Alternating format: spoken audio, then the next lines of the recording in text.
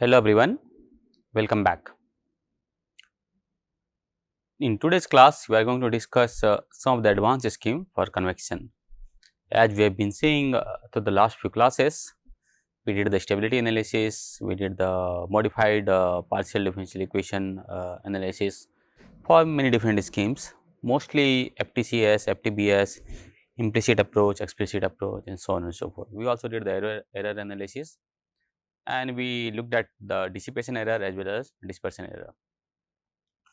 And what we observed that there are some schemes which are stable, but they are highly dissipative, right. For example, FTBS, the schemes which are accurate, for example FTCS, are not stable, right.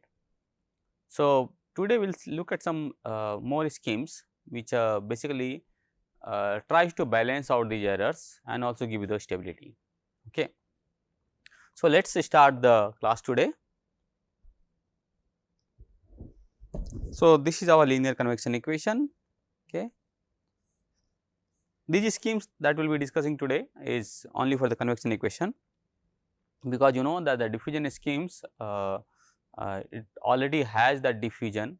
Okay. So, that makes them stable, although there are from the stability analysis we see that there is a criteria nu delta T by del x square that has to be less than 0.5 for explicit scheme, but not that is normally not basically limiting point in our simulation. The limiting point in our simulation is basically C delta T by del x. Okay. And this has to be basically less than equal to 1 for FTBS, and this is the FTCS is unstable. Okay. So, that we know so far. Okay. Just a quick recap, this is our FTBS I minus 1. Okay. This is implicit but central scheme. Okay. So, this is n plus 1 and n plus 1, and you can see this is the central scheme I plus 1 and I plus 1, I minus 1. And similarly, we had the Crank-Nicholson, which is basically average between n and n plus 1. Okay. It is not I mean, instead of taking either n or n plus 1, you take n and n plus 1 and take the average of that. Okay. Now, before we get into more schemes which are basically more popular in the literature for solving convection problems, we see how they are derived. Okay. So, the best scheme that we know is the FTCS scheme. Okay. Forward in time in certain space, where you, if you want to get the derivative here. Okay. So, you take this I plus 1 and I minus 1, these 2 points. Okay. You can march from n to n plus 1, right. So, if you want to calculate u I n plus 1 here, you get the value u I minus 1 n and u I plus 1 n and also u I n. Okay. That u I n, u I plus 1 n, u I minus 1 n, and get the value there. Okay. And that will work for all the nodes. Okay. Let us say you have some here, so that will go like this. So, this will give you u I minus 1 n plus 1. Okay. This is u I n plus 1, and similarly you can have going like this and this. Okay. This is I plus 2. So, that will give you u I plus 1 n plus 1, right. So, when we did the analysis using the modified PDE, we saw that this equation is nothing but a convection diffusion equation. Okay. And moreover, what we had is the diffusion term was negative, okay, minus C square delta T by 2, and because of the negative diffusion the scheme blows up very quickly. Okay. So, we also performed the stability analysis, and we found that our amplification factor is basically higher than 1, and that is why it is not dissipative and it is unconditionally unstable, right. Now, let us look at some advanced scheme which are basically derived on the FTCS scheme. So, what is our target? We want to use the characteristic of our FTCS scheme. Okay. That means, we do not want too much of dissipative error, but we want to make it stable, right. So, the first way to do it is done by Lax. So, Lax is a very famous mathematician, he proposed many schemes. Okay, we talked about Lax equivalence theorem, we will talk about Lax Van scheme, and so many more schemes. So, this Lax-Friedrichs scheme, or is also called Lax scheme, okay, just also called Lax scheme. Okay. So, this is proposed by Peter Lax. So, Peter Lax is now I think 98 years old when you are talking in 2024, and is still alive, okay, and he has immense contribution to, in mathematics and linear algebra and development of this kind of schemes. Okay. So, what was his proposal is that so you have this scheme which is a central scheme, okay, minus C delta T by del x u I plus 1 and minus u I minus 1 n. Okay. So, said that replace this with the average of I plus 1 and I minus 1. Okay. So, then it becomes a Lax-Friedrichs scheme. So, why we do that? We will shortly see. If you do that, then the scheme becomes stable, right. So, the scheme will be y plus 1 u minus 1. This is what we are replacing the first term, and the rest all remains the same as this one, and this gives you the u I n plus 1. Okay. So, what are the nodes that are participating in the calculation of u I n plus 1? You make our node, okay. This is I, this is I plus 1, this is I minus 1, this is n, and we are jumping to n plus 1, calculating at n plus 1. Okay. So, this, okay, let me write this is lambda by 2 u I plus 1 and minus u I minus 1 n. Okay. So, we want to get the value at this point, which is u I n plus 1, and to get that you get the values from I minus 1, okay, here, and I plus 1 here. So, this does not participate, okay, u I n does not participate. Okay.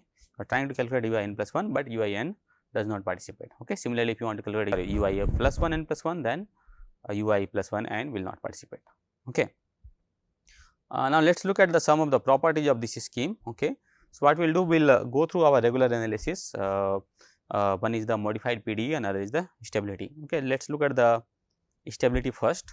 Okay. So, u I n is equal to half u I plus 1 n plus u I minus 1 n minus lambda by 2 y plus 1 n and u I minus 1 n. Right. So, I will not go into the detail, I will do it very fast. As we know, we are representing u I n as e to the power n e to the power I, okay, because psi is the index here, grid index. U I plus 1 will become e to the power n e to the power I plus 1 phi, right. So, if you use this value, okay, this is my n plus 1, this is e to the power n plus 1, e to the power n will come out everywhere, and this is half e to the power I phi plus e to the power minus I phi.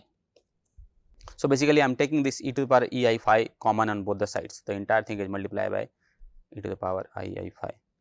Okay. So, this is not phi, this is I phi and minus I phi. Okay. Capital I is the complex number square root of minus 1 and I is the grid index once again, so that there is no confusion. Okay. And minus lambda by 2 e to the power I phi minus e to the power minus I phi, right. So, we use the Euler equation. So, e to the power I phi plus e to the power minus I phi will be 2 cos I phi, 2 cos phi, right, because it is cos phi plus I sin phi, it is e to the power I phi, and if you subtract it, that will be 2 I sin phi, right. Use this value and take this g to the power n plus 1 by g to the power n, okay, and call this as g, this is the amplification factor. So, this will become cos phi, right, minus lambda I sin phi, right. So, how will it look, right. So, if you had cos phi minus I sin phi, okay, then this is a circle, right. Remember the Argand diagram, okay, circle of radius 1 and center 0 0, okay, in a complex plane. So, if this is your complex plane, this is your real versus imaginary, okay. So, this would become a circle, okay. Do not make a very nice circle, but this is how it is, the radius is equal to 1.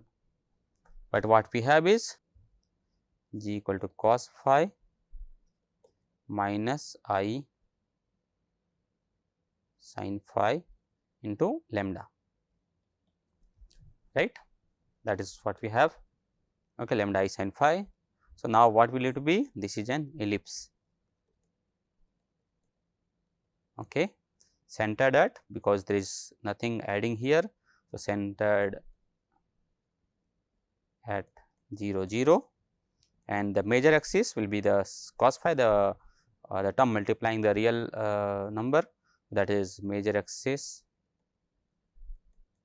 is 1 and minor axis is basically lambda, right. So, if you want to plot this, okay, so make this as 1, okay, let us say this is 1 and minus 1, okay, and take the value of lambda, let us say take lambda equal to 0.25, right. So, if this is your 0.25 and this is your 0.25, this is your ellipse, okay.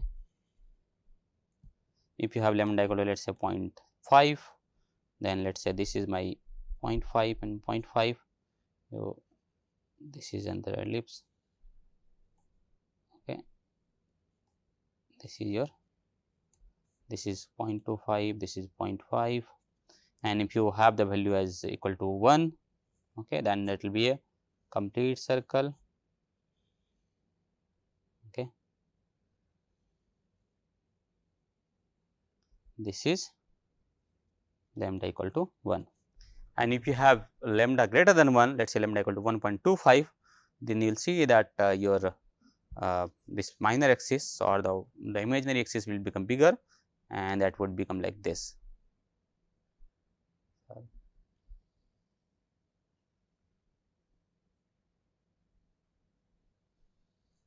Okay.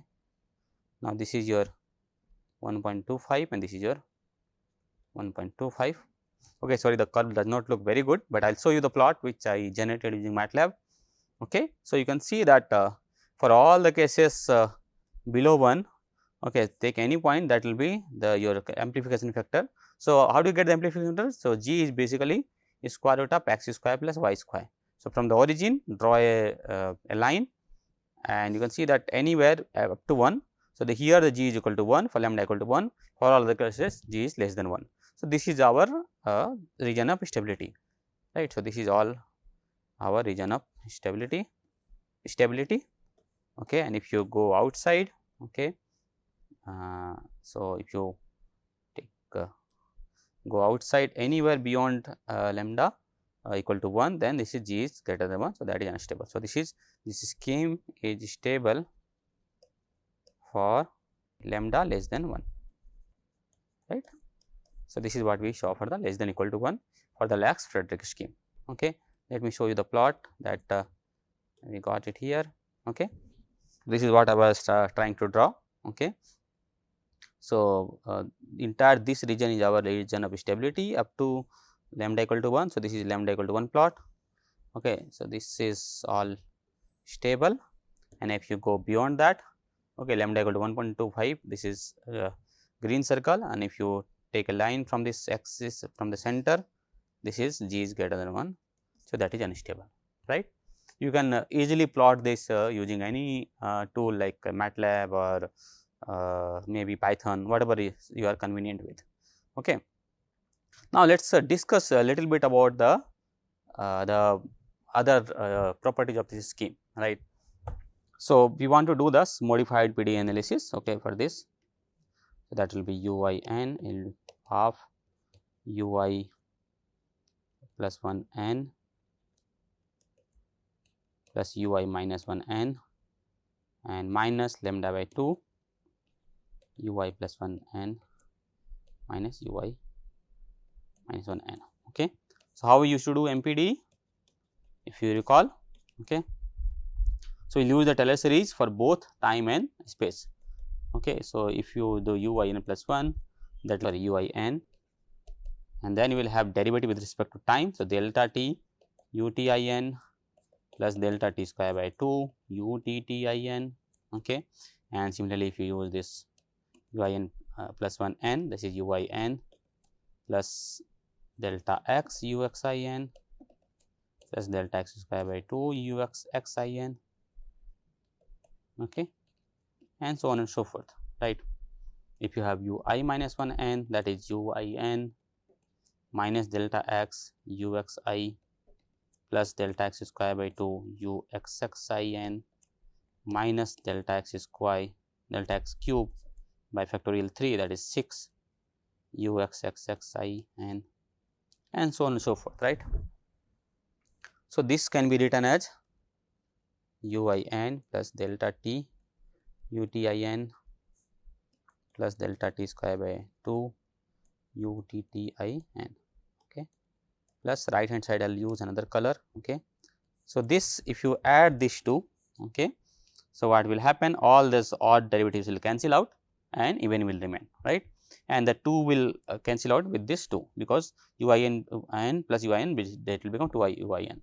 So, you can write it as u I n, okay, this term I am doing, and plus delta x square by 2 u x x I n plus delta x to the power 4 by factorial 4, okay. So, write factorial 4 u x x x I n plus so on and so forth, okay. Now, I will do the this term lambda by 2.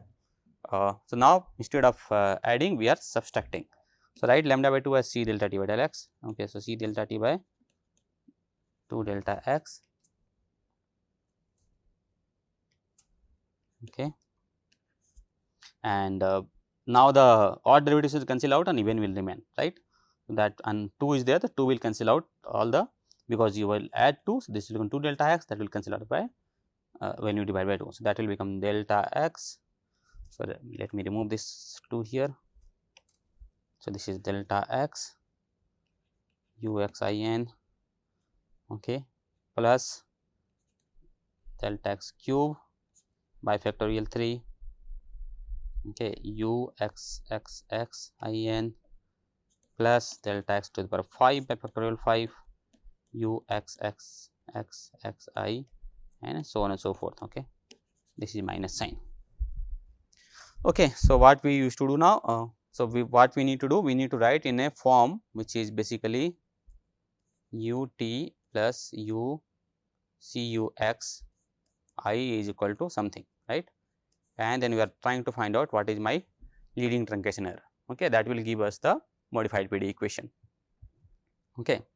So, start so this u I n will cancel out, okay, and you have this delta t I will divide everywhere. So, this is u t I n plus delta t by 2 u t t I n, okay. That will be this first term, if you can collect, that will be delta x square by 2 delta t u x x I n, okay, and then you have higher term, I am not writing those, okay, and here I am just writing the first term, okay. So, the delta x will cancel out. So, c u x I n, this is the first term, and possibly the second term also, minus c delta t delta x square. So, delta t will cancel out, okay. So, c delta x square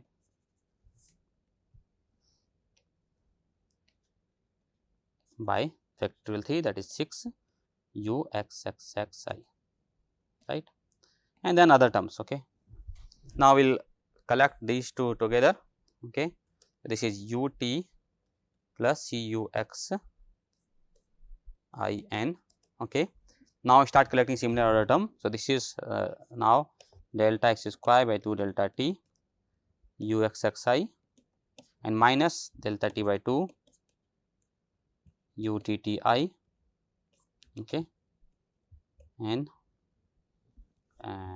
minus other terms c delta square by 6 u x x x I and so on and so forth, right. Now, look at this term very closely. Okay. So, how did we convert the T2 time derivative to the space derivative? So, you know this ut equal to minus ux, take second derivative, that will become c square uxx, right. This is the trick we have been using to get our first leading order term in terms of space derivative, right. So, you can write 1 by 2 delta x square by delta t minus this will become c square delta t uxx in, okay, where we convert this utt in into c square uxx in, right, minus c delta x square. Anyway, these terms that we are preserving is only space derivative and so on so forth, right. Now, this is an interesting scheme. Okay. So, if you look at this closely, delta x square by delta t minus c square delta t. Okay. This is the term that we are trying to observe. So, this is my leading truncation error term. Okay. And this is the diffusion term. Okay. This is the convection diffusion equation, but my leading truncation term is, you can put half here like this. Now, this is not always a consistent scheme. This is a very important thing to remember. This is not always a consistent scheme.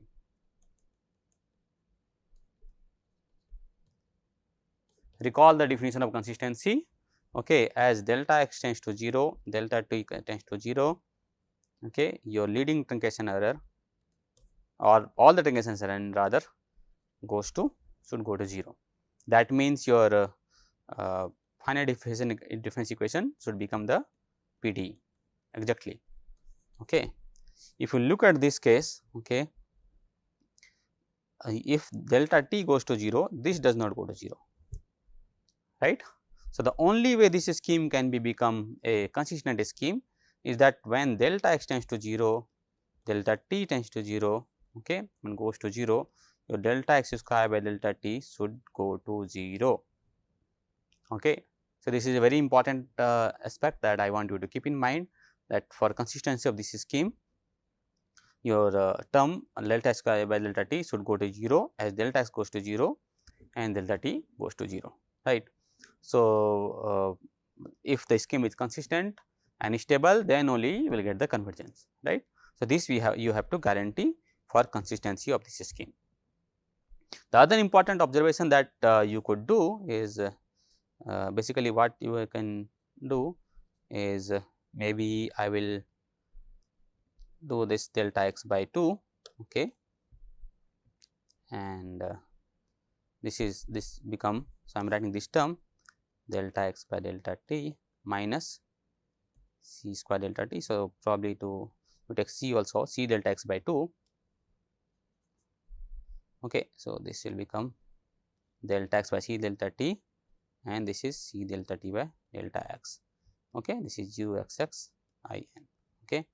If you write it, this is c delta x by 2 and what is this? This is 1 by lambda, lambda is c delta t by delta x minus lambda u x x I n, right. So, this is our leading term in the convection diffusion equation, which is the modified PDE, right. So, the other interesting thing you can note that this is a highly diffusive scheme, right. Why it is highly diffusive or highly dissipative is because of the presence of this 1 by lambda term, right. So, let us say that for stability we know that we want lambda to be less than 1, right. So, if you take lambda equal to, let us say you take lambda equal to 0.1, very small value, okay, then 1 by lambda becomes 10, okay, and this coefficient of diffusivity term becomes 9, okay. So, 1 by lambda is 10 minus 9.9. So, this is a very high dissipation value, okay. Typically, you have delta x square and so on and so forth. Here, because of the presence of this term or maybe multiply by some lambda value, but because of presence of this term, you are getting a very high dissipation, which is coming because of the factor of 1 by lambda. So, that is why this lambda, this Lax-Friedrichs scheme is very highly dissipative, and I will show you some results with Lax-Friedrichs. In fact, I will show results with all the schemes, okay, that we are discussing. and compare with FTBS, FTCS and so on and so forth, right. So, if you choose a very small lambda value also, your dissipation is very high, and then you will get a value which is highly dissipative. So, if you are starting with this sine wave, okay, you will get a solution is like this. Okay. So, it is completely dissipated, right. So, this is another property of the Lax-Friedrichs scheme. So, if you want to use this scheme, you use the value which is as close to 1, okay, so that this 1 by lambda value does not go very high, okay, let us say 0.9 or 0.95 or so on and so forth. Okay. The other thing that you can check here is that our the order of a scheme. So, because of the fact that we used we approximated UIN with UI plus 1n and UI minus 1n, our scheme out of this the accuracy reduces to first order, which is delta t and delta x square by delta t, as we saw in the last slide when you look at the MPD. Okay, this one. Okay. This we already discussed, the consistent only when delta x over delta t equals to 0, is stable for lambda less than 1, okay, and this has got a very high dissipation. So, these are some of the properties of the Lax-Friedrichs scheme. Okay. So, what we will do in the next class, we will look at some more schemes. We will look at schemes like leapfrog scheme, okay, and a very important scheme which is Lax-Van Dorf scheme. Okay. We have already I think I have already given you a flavor about these schemes earlier, but I am going into detailed discussions now about the stability of these schemes and how these schemes behave, so or should behave. I will show you the solutions using these schemes for many different kind of problems in the next coming classes. Thank you very much. We will meet in the next class.